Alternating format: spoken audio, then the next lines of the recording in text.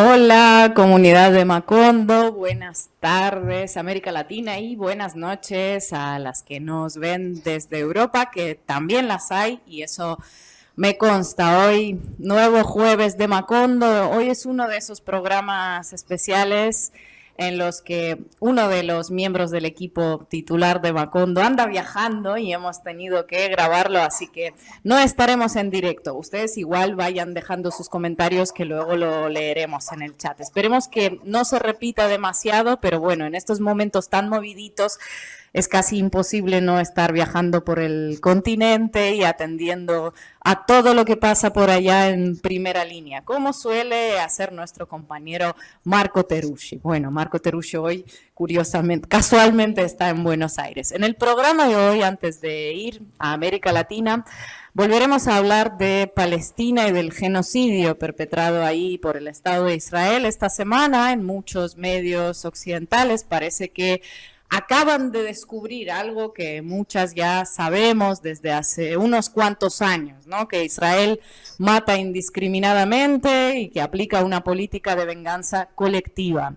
Pero bueno, hizo falta que bombardearan los coches de una ONG estadounidense y asesinaran a 7 cooperantes, la mayor parte de ellos occidentales, para que algunos se den cuenta. Entre los que se acaban de dar cuenta está el jefe de la propia ONG, el chef español José Andrés, que en su momento se mostró muy crítico con cualquiera que denunciase lo que viene haciendo el Estado de Israel. Bueno, hablaremos de él, de esa ONG, de las ONGs en general y de los 6 meses de masacre israelí contra Gaza. Toda una anatomía de un genocidio, como ha dicho la relatora especial de la ONU hace tan solo una semana.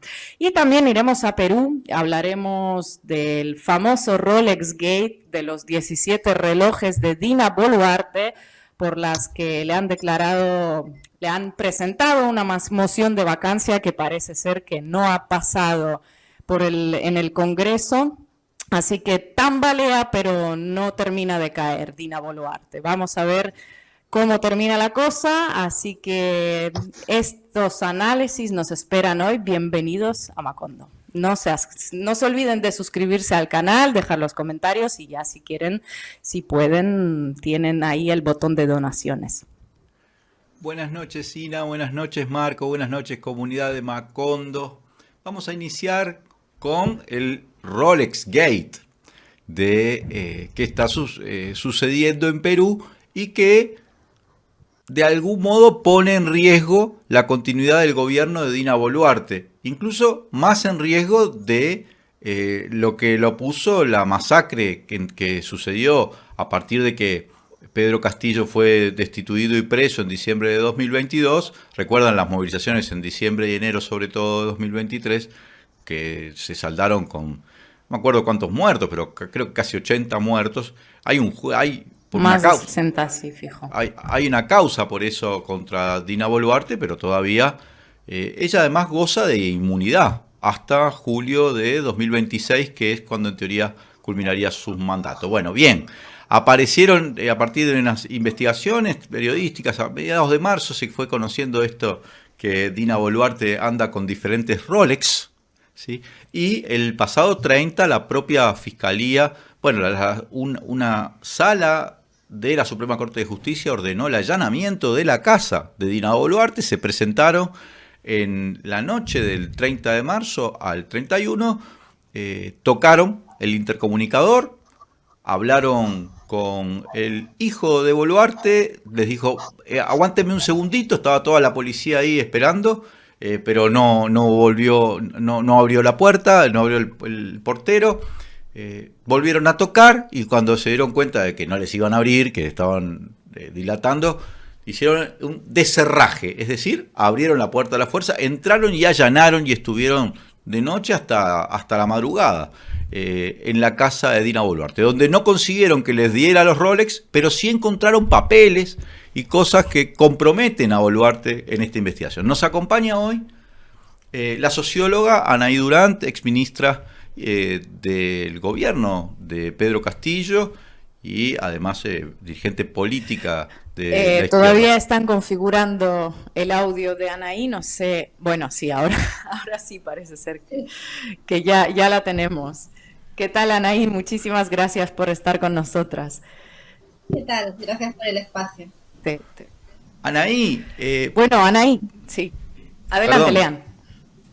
Bueno, Anaí, primero Adelante. darle un panorama a la gente de lo que está sucediendo, de este caso Rolex Gate, que amenaza la continuidad del gobierno de Dina Boluarte, aunque sabemos que ya en el día de hoy el Congreso ha rechazado las 2 mociones de vacancia. Se presumía que no iban a estar los votos para que eso prosperara, pero enfrenta mañana la obligación de declarar Dina Boluarte ante la justicia. ¿Cuál es el panorama con este caso? Bueno, para empezar hay que situarnos en que Dina Boluarte es absolutamente impopular, ¿no? Ella empezó su gestión el 7 de diciembre de 2022 con 70% de desaprobación y ahora ha logrado el récord de 96% de desaprobación. Es una presidenta a la cual la gente detesta, ¿no? No solo por todo este talante autoritario, por las masacres con las que empezó, sino también porque ha hecho un pésimo gobierno. O sea, de verdad, en el Perú, esta teoría que circulaba mucho de las cuerdas separadas, donde la economía iba bien, pero la política mal, se terminó, ¿no? Estamos viviendo la caída del PBI, recesión, etcétera, ¿no? Entonces, hay un sector de los grupos de poder que empiezan a bajarle el dedo a Dina, porque la pregunta es, ¿por qué de pronto estos Rolex que ya lucía desde hace un año empiezan a hacer noticia, ¿no? Entonces, ¿y por qué la prensa, la gran prensa, el Grupo El Comercio, que nunca le sacó un reportaje de investigación, de pronto empieza a hacer eco de estos reportajes de investigación? Entonces, una cosa que queda clara es que hay un sector para el cual ya Dina Boluarte es muy incómoda, no solo por su impopularidad, sino por su pésimo gobierno en términos de economía principalmente y seguridad ciudadana. ¿Qué pasa ahí? Que Dina Boluarte puede ser incómoda para un sector, pero tiene el aval de los grupos mayoritarios en el Congreso y especialmente del fujimorismo, cuyo patriarca Alberto Fujimori ha sido indultado por ella y declaró hace unas semanas que el acuerdo era que la señora se quedaba hasta el 2026. Entonces, lo que hay en la ciudadanía es una vez más mucha desafección, mucha desconfianza y mucha bronca, porque haga lo que haga, esta señora va a permanecer en Palacio de Gobierno, por más que le saquen y la golpeen un poco por aquí y por allá, pues está bien clavada a la silla presidencial porque los congresistas están muy clavados en sus curules. Lo que pasaría si Dina Boluarte es vacada es que habría una muerte cruzada, se tendría que ir al Congreso también, tendríamos que ir a elecciones generales. Y lo último que quieren estos 130 congresistas es perder las curules, perder las clientelas, perder todos los beneficios que tienen, ¿no? De ahí este trato tan diferenciado frente a Pedro Castillo, a quien le pusieron una moción de vacancia a los 3 meses y la llevaron hasta el pleno, ¿no? Con Dina recién han recolectado las firmas, están viendo. Es más que nada, digamos, un show para el público y no una posibilidad real de investigarla o destituirla, ¿no? Anaí, primero empezar por algunos elementos que llaman la atención, por lo menos desde afuera. En una época donde la corrupción se maneja por cuentas offshore y sistemas sofisticados de lavado de dinero, y en este caso estamos hablando de casi $500.000 en joyas, Rolex, Cartier, una cosa como de la vieja usanza, digamos, ¿no? Como si a la señora tuviera cierta debilidad por el lujo y evidentemente algunos han utilizado eso para comprarse algunos beneficios, que es lo que uno presupone. Además de lo que han detectado, sí, cerca de $1 millón que habrían ingresado a sus cuentas de forma irregular. Entonces, primero, ¿qué nos puedes decir sobre lo que de alguna manera expresa esta lógica como de, no sé, como exhibición, ¿no? De una señora que es como originalmente de una clase social humilde, que de repente aparece vestidas de Rolex y uno descubre que los gobernadores le regalan. ¿Qué, digamos, como fotografía más sociológica, qué hay ahí? Bueno, a mí me tocó compartir gabinete de casi 9 meses con Dina Boluarte, algo la pude conocer. Y efectivamente era muy afecta a los regalos, ¿no? Si de pronto venía una delegación y regalaba algo a una ministra y no a ella, no es ninguna incidencia, ella reaccionaba muy rápido, ¿no? ¿Por qué a mí no? Entonces yo creo que eso, al tener más poder, lo ha trasladado a otro nivel, ¿no? Y creo que ahí también muy mal asesorada, porque la ley peruana también es clara en que no puedes recibir regalos de más alto a determinado monto, pues ha empezado toda esta intercambio de joyas por presupuestos, que es lo que pareciera estar detrás, ¿no? De hecho, el gobernador regional de Ayacucho, que estuvo preso 5 años por corrupción, que estuvo involucrado en una red de narcotráfico, dijo que él era muy afecto a Rolex, ¿no? Que él era un comprador y que había regalado, ¿no? Y ahora todo indicaría que él fue el que regaló el Rolex, porque uno de ellos por lo menos está claro, y hay un informe que ya está circulando de varios portales de investigación que dicen que el presupuesto de esa región se redireccionó y aumentó en 100 millones de soles, ¿no? O sea, Rolex por presupuesto. Ese es un caso muy claro de corrupción, ¿no? A diferencia, supongo, de las cuentas offshore que pueden ser descubiertas en algún momento, pues ella pensó que con las joyas se estaba blindando un poco, pero la manera en la que las luce, además, las luce en eventos de lucha contra la pobreza, las luce en eventos con las zonas más pobres del país, Ayacucho es una de las zonas más pobres del país, pues deja mucho que pensar, no solo de la torpeza, sino también de la limitación que tiene y de la empatía que tiene con la realidad social, ¿no? Anaí, buenas tardes de nuevo, muchas gracias por estar aquí. Decías que Rosa Dina Boluarte, un 96% de índice de aprobación, una cifra absolutamente alucinante, a decir verdad. Están saliendo todos esos informes de los 17 relojes, de los regalos, clientelismo. Parece ser que han encontrado en casa, no sé si pulseras con diamantes y de oro y todo lo demás. Te quería preguntar cómo está siendo la reacción del pueblo, cómo notas tú el ambiente así en general. ¿Puede que eso genere algún tipo de movilización popular o ya después de diciembre de 2022 y de las masacres la gente está con más miedo? Lo que pasa es que también somos una sociedad muy fragmentada y yo creo que lo que ocurrió con la destitución de Pedro Castillo abrió una brecha muy grande en la sociedad, ¿no?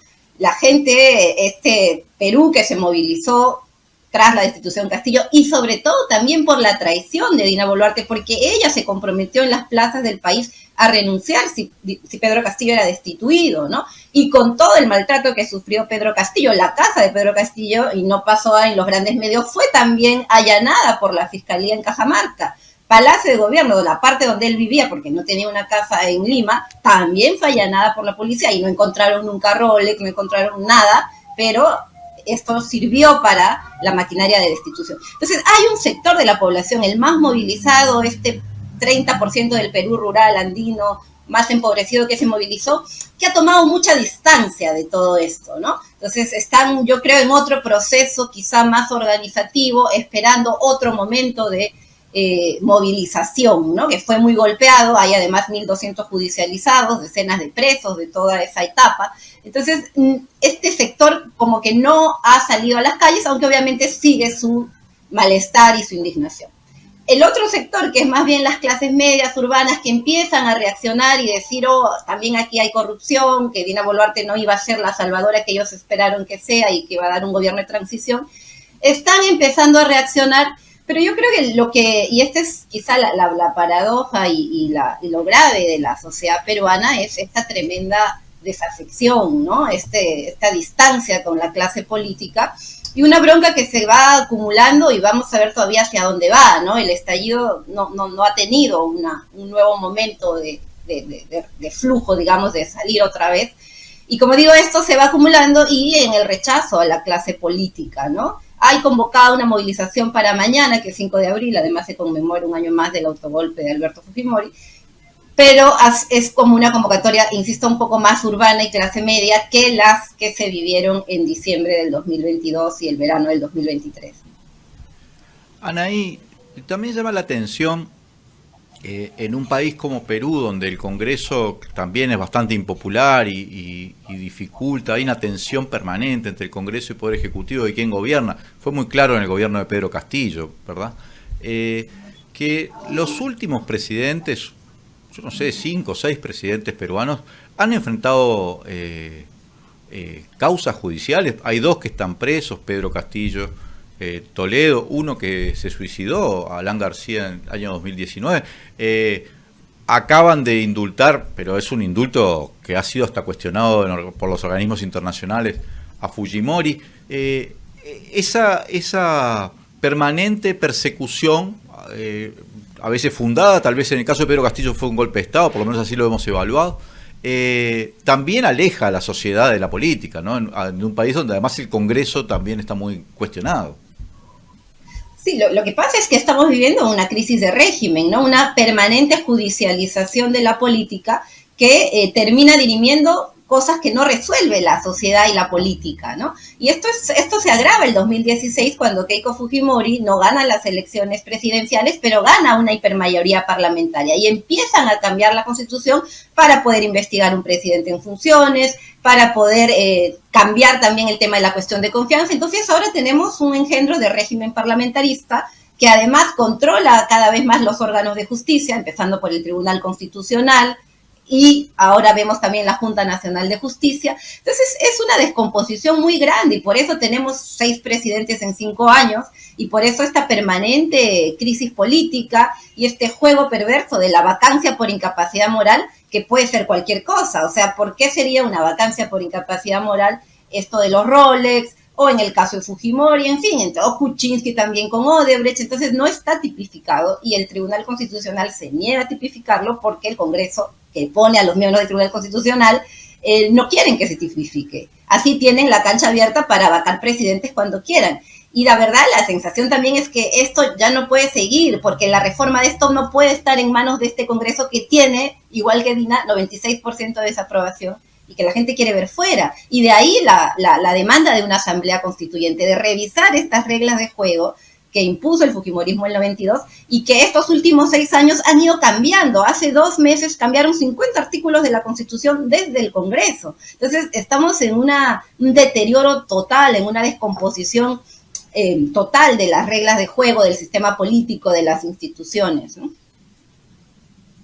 Yo, antes de hacerte la pregunta, solo mencionar que, primero, para la defensa de la corrupción peruana, hay otros presidentes que también fueron agraciados con joyas, aunque se confundieron, como el caso de Jair Bolsonaro, que era uno del Estado, pero pensó que era para él.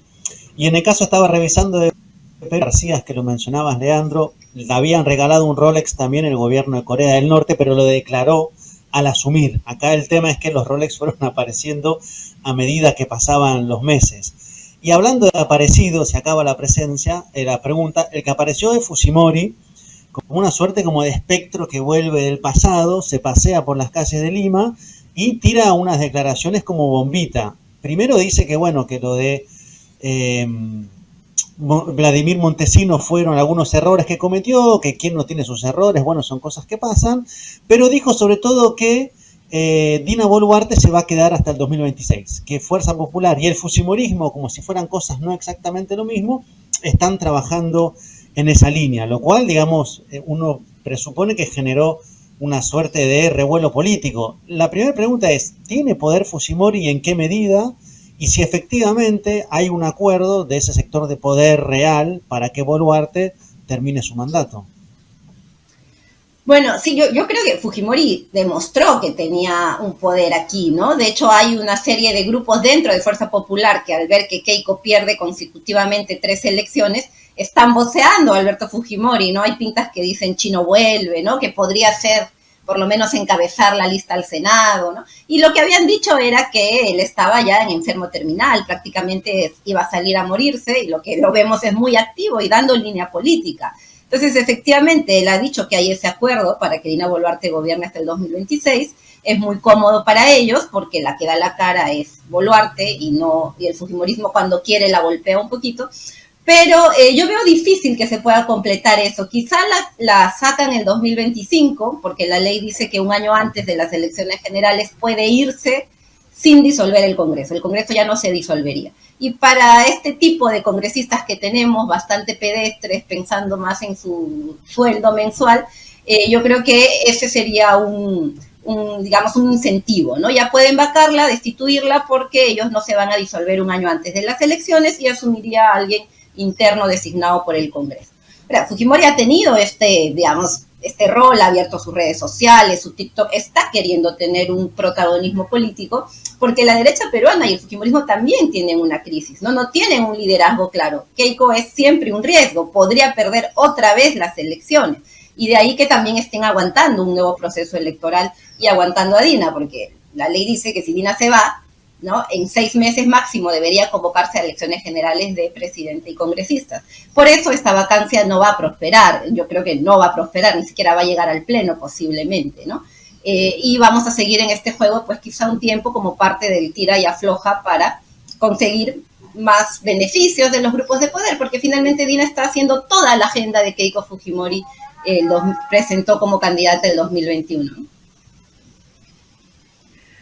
Anaí, te quería preguntar por la situación de Pedro Castillo, que sabemos que ahora le han dictado más de 30 meses nuevos de esta prisión preventiva, lleva más de un año en la cárcel, piden más de 30 años de prisión para él. ¿Cómo avanza su caso, su defensa y en qué situación se encuentra, si esto se sabe? Bueno, efectivamente hace una semana salió el fallo del Tribunal Constitucional confirmando esta prisión preventiva y confirmando que valían todos estos procedimientos viciados que siguieron a su destitución, ¿no? Salvo un voto dirimente que es muy claro en afirmar que no se cumplieron ninguno de los fueros presidenciales, que la detención fue ilegal todavía él siendo presidente, que la vacancia no cumplió los requisitos, etcétera.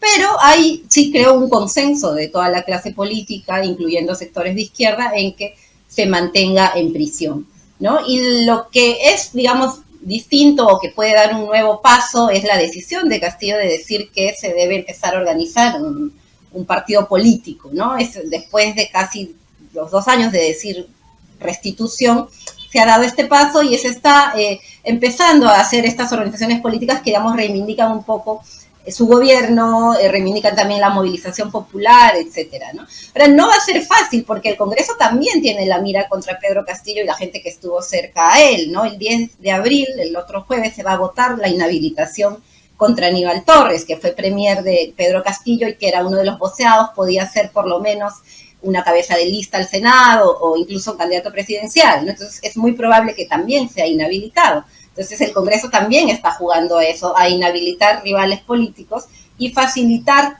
el camino del fujimorismo, el candidato que elija la derecha, ¿no?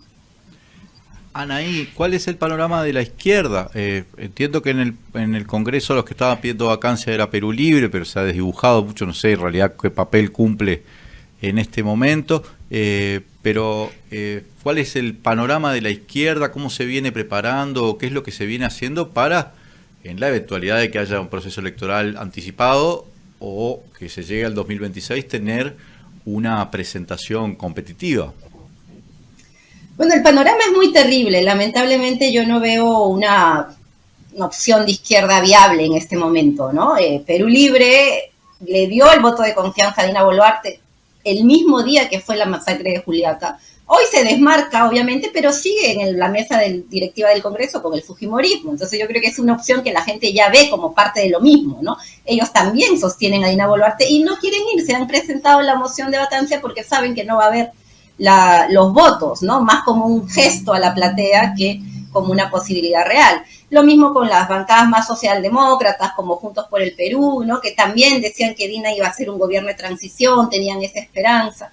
Y bueno, están totalmente desdibujadas, sobre todo por ese alejamiento con el mundo popular, con estos sectores que se movilizaron, con estos sectores que siguen reclamando cambios, ¿no? Entonces yo creo que ahí la posibilidad es hacer un frente mucho más amplio que no parta por estos grupos de izquierda existentes, sino que trate de recoger ese espíritu plebeyo del estallido, de lo que fue el gobierno también de Pedro Castillo, que trate de reivindicar eso que ha sido tan golpeado y tan, digamos, invisibilizado por la derecha, los grupos mediáticos, los grupos de poder, ¿no? Yo creo que esa es un poco la esperanza de llegar cuando sea el proceso electoral, que no va a ser un proceso electoral fácil, que ya está empezando a ser amañado por inhabilitaciones y por sanciones, que se pueda armar una fuerza alternativa, ¿no? Entonces creo que por ahí va el rumbo. Hay desde las regiones, desde el sur sobre todo, estos esfuerzos. Yo creo que hay que mirar un poquito más allá más hacia esos sectores y menos hacia la izquierda institucional que está en el Congreso o que está en Lima, ¿no? Anaí, para ir cerrando, te voy a hacer una pregunta trayéndote hacia un debate argentino. Nosotros acá estamos como preguntándonos hacia dónde nos quieren conducir, ¿no? Hay un gobierno que está implementando un modelo neoliberal de manera muy acelerada, muy a fondo, con un intento casi de reseteo de cómo funciona Argentina. Y se suele decir o pensar que existe cierto paralelismo entre a dónde nos quieren llevar con lo que es el modelo peruano, ¿no? ¿Cómo podrías, digamos, describir ese modelo peruano que uno de afuera lo ve con mucha inestabilidad presidencial o presidentes que finalmente son como piezas que van siendo descartadas unas tras otras y con un modelo económico que es inamovible y una gran desigualdad? Pero para que se entienda hacia Argentina, para ver si tal vez en el espejo, tristemente, y quisiera que no fuera así, pero del Perú, hay ahí una idea para pensar hacia dónde quieren conducir a Argentina. Sí, yo creo que eso es muy importante y lo hemos conversado también aquí en Perú, porque el neoliberalismo que se impone en el Perú y que se impone en el marco de un golpe de Estado sangriento que da Alberto Fujimori el 5 de abril del 92, tiene esto que tú dices, por un lado, esta inestabilidad política permanente con todas las cambios y maniobras que hacen para mantenerse en el poder, y tiene este otro lado tan trágico que es la precariedad y la informalidad, ¿no? Lo que hizo acá Fujimori fue rematar todas las empresas públicas que no estaban quebradas, algunas estaban funcionando bien, Aeroperú, Minero Perú, Hierro Perú, en fin, había una serie de empresas públicas, quizá no todas, pero algunas podrían haber seguido funcionando, y se impuso un festival de privatizaciones que llevaron a descubrir después toda la corrupción que eso escondió, ¿no? Montesinos fue el principal promotor de esas privatizaciones y el tema de las AFPs, en fin, un modelo que condena a la gente a la precariedad y a la informalidad, ¿no? Sin derechos laborales. Y creo que ahí lo trágico que fue en la pandemia, por ejemplo, no había un sistema de salud pública, no había un sistema de previsión de que pudiera la gente de alguna manera resguardarse en el Estado. Creo que por eso Perú, después de Brasil, fue el país con más letalidad en América Latina. Y también otro tema que es importante, además de toda esta precariedad a la cual estamos condenados y esta informalidad permanente de ganarse el día a día, más con el rollo de emprendedores, un sistema de transportes que no existe. Yo veía ahí como en Argentina decían, ahora cualquiera va a poder manejar su taxi, su colectivo, y eso es lo que tenemos aquí, y somos el peor tráfico de América Latina. Acaba de salir un informe, ¿no? No hay una condición, un transporte digno para los ciudadanos. Nos hemos lamentablemente acostumbrado a sobrevivir, como decía, en este día a día. Y un tema que es clave, que logró y que es una victoria lamentablemente del fujimorismo, es erosionar los vínculos sociales, ¿no? Todas las organizaciones, los sindicatos, todo esto que permite parar un poco la fuerza privatizadora y la imposición de los poderes, aquí lo disolvieron, ¿no? Claro, lo hicieron en un contexto de golpe de Estado. El dirigente principal de la CGTP, de la Central General de Trabajadores, como fue Pedro Wilca, fue asesinado por el fujimorismo, dirigentes mineros, en un contexto de conflicto armado, pero lograron ese objetivo, y por eso aquí también la debilidad de los vínculos sociales y de la fragmentación, ¿no? Se erosionó todas esas mediaciones, incluyendo los partidos políticos. Por eso los partidos siguen en crisis, ¿no? Es un neoliberalismo del sálvese quien pueda y de que nadie gobierne y así gobierno yo, ¿no? Entonces creo que eso tienen que tener muy claro en Argentina, porque no es un modelo de sociedad digna y habitable, y de ahí el permanente esfuerzo de los sectores populares por cambiar esta situación, ¿no? Sobre todo de los sectores que se han resistido décadas a esto, que votaron masivamente contra esa constitución que impuso el fujimorismo, que han seguido movilizándose. Y yo creo que es un buen ejemplo para no imitar, ¿no? Yo creo que igual Argentina puede tener otra configuración, un movimiento sindical más fuerte, una densidad organizativa y de defensa de los derechos humanos que puede ser importante, pero hay que mirar, sí, este neoliberalismo a la peruana, ¿no? Que lleva 30 años ya de saqueo de los recursos, de una élite muy globalizada, muy conectada, y de unas mayorías en situación de pobreza y extrema pobreza. Anaí, una última pregunta para resumir todo este tema por el que nos reunimos hoy y que se contesta básicamente con un sí, con un no. ¿Existe alguna posibilidad remota de que Dina Boluarte caiga por este caso de los relojes? Para mí por ahora no. No. Me gustaría que sí, pero no. No sé. Nos queda claro. Anaí Durán, muchísimas gracias por estar hoy con nosotros y esperamos volver a verte, que eres de nuestros invitados ilustres. Gracias, Anaí. Muchas gracias, hasta luego. Gracias, Anaí.